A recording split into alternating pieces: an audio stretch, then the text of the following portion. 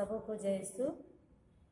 मेरा नाम इंदु है और मैं बिहार रीजन बक्सर डायसिस से बोलना चाहती हूँ। रूत के ग्रंथ से अध्याय 1 से 4 तक हम रूत के ग्रंथ में देखते हैं, न्यायकर्ताओं के समय यूदा देश में अकाल पड़ा और एलीमेलेक नामक एक व्यक्ति अपने पत्नी नोमी के साथ मोआब देश चली गई। मोआब देश में रहने लगी। जब कुछ दिन रहने के बाद उस देश में अपने पति के साथ और 2 बेटे के साथ रहती थी। उसका पति का मृत्यु हो गया और वो अपने दोनों बेटे के साथ रहने लगी। तब नोमी अपने बेटे की शादी मोआबी स्त्रियों से करा दी। एक का नाम ओरपा और दूसरी का नाम रूत था।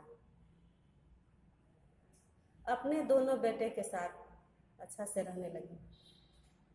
10 साल के बाद उनका दोनों बेटे का मृत्यु हो गई।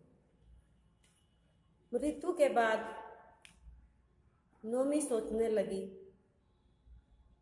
कि मैं एक दुखियारी ये दोनों अपने बहू को लेकर कैसे रहूं। वे अपने देश लौटने के लिए सोचने लगी और वो अपने दोनों बहुओं को बुलाकर बोली, तुम लोग अपने अपने माता पिता के घर वापस लौट जाओ। पर दोनों बहुएं जाने से इनकार कर दी। बहुत समझाने के बाद एक बहू ओरपा उनकी बात मान ली और अपने माता के घर वापस चली गई।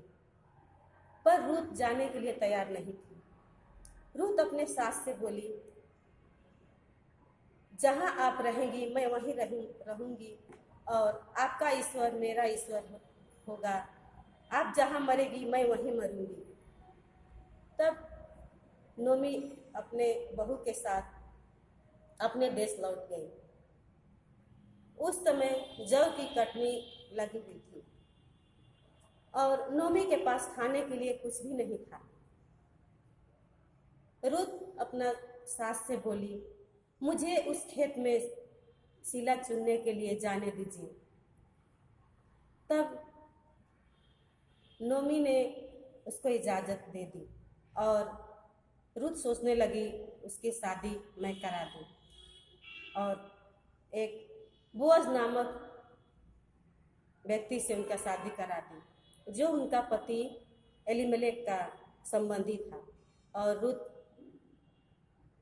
का एक पुत्र पैदा हुआ। उस पुत्र का नाम ओबेद था। हम देखते हैं कि शादी होकर आते हैं, हम समाज में देखते हैं शादी होकर आते ही बहुएं अपना माता पिता को छोड़ करके अपने पति के साथ रहने लगते हैं और बूढ़े माता पिता को छोड़ देते हैं। माता पिता को भी चाहिए कि हम अपने बहू को अपने बेटी जैसा माने और बहू को भी चाहिए कि माता पिता को अपने माता के जैसा ही माने। सबों को जय श्री।